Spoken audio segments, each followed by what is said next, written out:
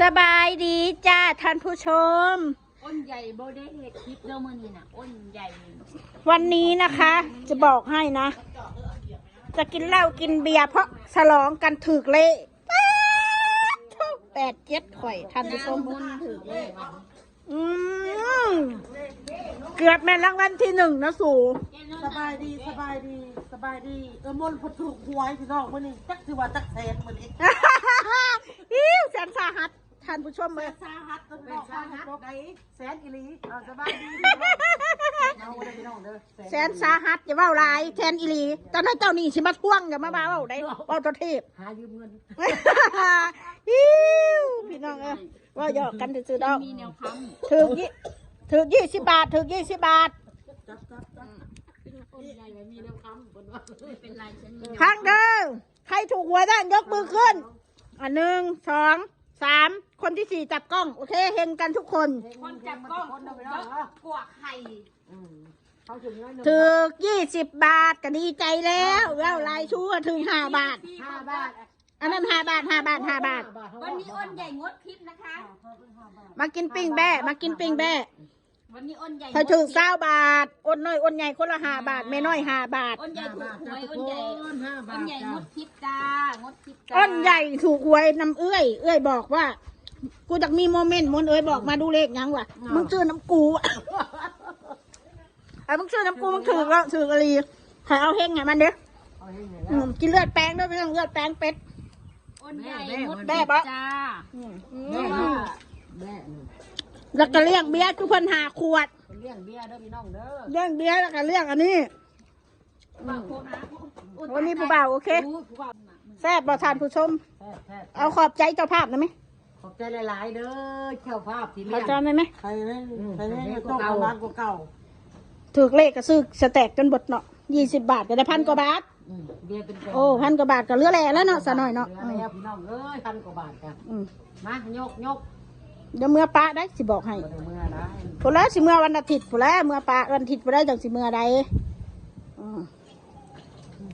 วันอาทิตย์ได้อ้นจังสิเมื่อน่ะ โอเคดันหนา แม่น ก็ดิ เนาะ เด็กลาว กลัวกูนั่งให้แล้วเมียสิเมื่อวันอาทิตย์ เซ็งหน่อยเดียว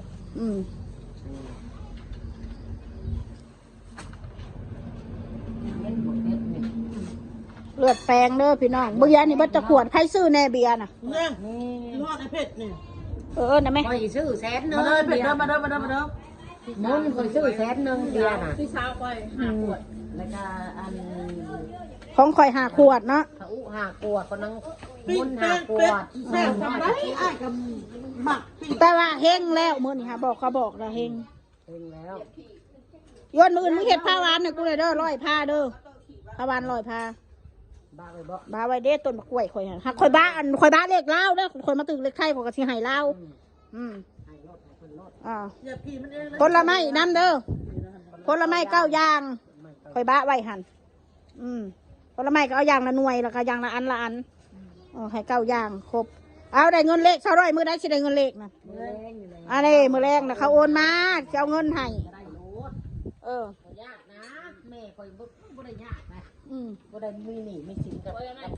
เอาเลยอีมินไปใส่นี่อีอนุรักษ์เมื่อเลย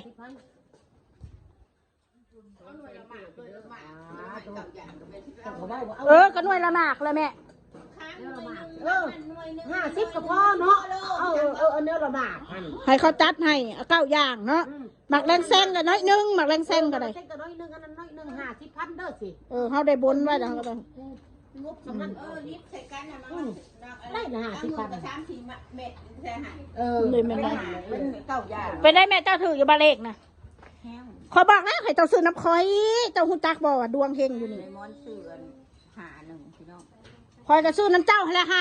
51คอยละเจ็บใจอยู่นี่ พกมันออกเลยอีกอย่าง6 ออกทางกลาง พกมันออกทางกลางมัน เลขลาวเลย เป็นรางวัลที่1 มันออกเลขลาว เลขยังเมื่อกี้เลขไทย มันออกตอง6มันออกตองเลขท้ายเด้เลขท้าย3 ตัวน่ะ มันเป็นรางวัลที่1เลยมันรางวัลที่แล้วก็ถือกินเต็มตัวใบนึงโลกนี้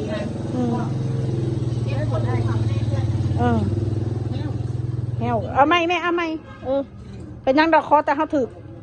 หาถึงแล้ววันที่ 1อะนะขอสิพาแม่ขอไปรีไซเคิลใหม่ไปเลยเราอยากไปเห็ดหน้าเห็ดตาคุยทุ่มไปแล้วเลยล้านบาทเปลี่ยนให้แม่ขอเป็นผู้สาวเดียวนี่แม่เอาให้เราล้านหนึ่งให้เราไปเสริมสวยไปเกาหลีล้านหนึ่งงามเลยได้กลับมานี่บ้าค่ะ ยันแผ่นดินไหวอยู่ค่ะไปกู มาไปกันอยู่บ้านเฮาซะหันมาทางพี่ซะเนาะ หันมาทางพี่ขักเนาะ พี่ก็สดเลือดแป้งสดเบีย มึง ร์ ให้นอกมึงงามที่น้ำมน เอาอีแม่ก็งามเราก็อยากงาม กูซื้อสีบัวทอง ให้เบัดทุกคนนะ สีข้างก่อน ทำสวยอย่างเดียว เติมไขมันหนา หน้าเด็กเลย ฟันไก่หืนนะพี่น้องนะความม่วนเด้อเบาหยอกพี่ซื้อ เล่านัวหัวมวนได้จ้าทุกคนเด้อ ปุ๊บปีเลือดปุ๊บปีเลย มาพี่น้องมากินน้ำกันกินแม่กิน พี่น้องกินปีกแบ่ คอยกระปถึกละลายหน่อยเลยเนาะคอยชื่อคับแม่คอยจักบาทหนึ่งชักวันต้องเป็นของเรา เนี่ยก็โดนดอกละเอ้ย ไม่ต้องขอคนอื่นแต่ขอลูกตะคองเนี่ยขอลูกตะคองมันดีลึกขอคนอื่นเขาให้เขาก็ว่าใส่ เนี่ยก็โดนแล้ว เนาะชาวน้อย โดนรางวัลที่1เนาะ6 ล้านบาท หายจนเป็นสันดานหมดแล้วขุดเบิ้งยึดเป็นสันดานคอจนเป็นสันดานวันมึงอะคอกูจะเป็นสันดานไม่ได้หัวมึงเด้อมึงอย่ามาคอกูเด้อบาทนี่เด้อกูสั่งมึงกูถือว่าคำนี้กับมึงเจ็บปะมึงเกลียดกูปะเกลียดรถบักกูรถกูออนซ้อนมึงดอกมึงไม่ได้มีเงินให้กูดอกงั้นกูให้มึงก็กูให้เลขมึงกูสูบเลขมึงกูจะให้มึงก็ใจยัง คือมีน้ำมันเสื้อห้องให้ ถ้ามาบอกเลขกูจ้างกูก็บ่ให้เงินมึงนั่นบอกมึงโลดมึงอยากได้มึงก็ยืมเอา แม่นแหละ เรื่องบัตรหน่อย แม่น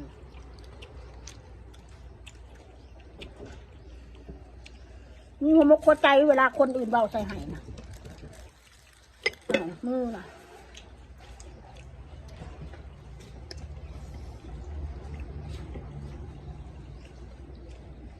ยืมเงินคือกันยืมได้ทั้ง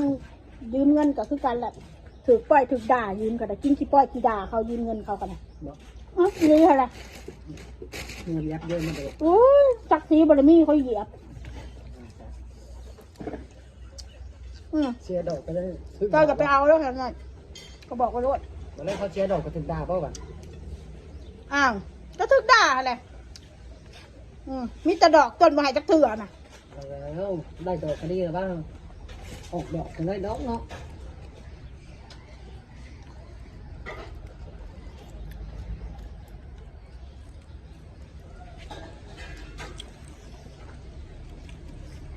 เก่งกินนัวไม่เก่งเก่งมายึดในจักรกองตึงไป แซ่บพี่น้องแซ่บกินเงินเจ้าของแซ่บซื้อกินเองก็ได้นี่เบียร์ก็มีของตึกๆก็มี เรือเรือบักกะไหล กินมาพ่อกับไปเอามาอีกสักหน่อยเลยพอถึงเลขบักกะลายหนึ่งมือนี่ค่ะ แซมซ่าครับบอส เช้าบาทเถอะก็ขึ้นเอาแต่1,000 กว่าบาทถูกกูถือบักกะลายเนาะฉันจะกินน่าสักหน่อย1,000 กว่าบาท เวลาสั่งกินเบียร์เรา แล้วซูอีมินมันคือเมื่อละเมื่อเลยมันคือบ่มาบ่อันนี้กี่ตัวเลยเนี่ย คือตาม ก็ ไม่จอยน้ำร้อน เย็นเบียร์ปล่อยนั่งเบิ่งข้าเจ้ากินเด้อพี่น้องบักกะลายขวด ความสุขคนน้อยถือเลขทั้งเถื่อก็ถือ5 บาท 5 บาทพี่น้องคือพอได้พัก จะกินจะพากันกินเบียร์ อ้าวถือเลขได้สุมเจ้า5 บาทก็ได้ตั้ง5ได้700-800อยู่ไหนเนาะก็3 ขวดน่ะ แม่น นั่นแหละคนละร้อยคนละ ออกกันออกกันกิน หลายขวดเด้อ เป็นยังล่ะเนาะแซ่บหนาวขนาดพี่น้องเอ้ยเดือนเมษาอย่างหนาวเลยคอยละเงิดอากาศลมเย็นหนาวจังเลยเกลี้ยงอยู่เลยได้พี่น้องเหลื่อมหยาบเลยบางแนวกิน กินสร้างกับเรือกินเสือกับบ่อิ่มพี่น้องเอ้ยโพดละ มากเรื่องมาก อืม น้ำเด้อพี่น้อง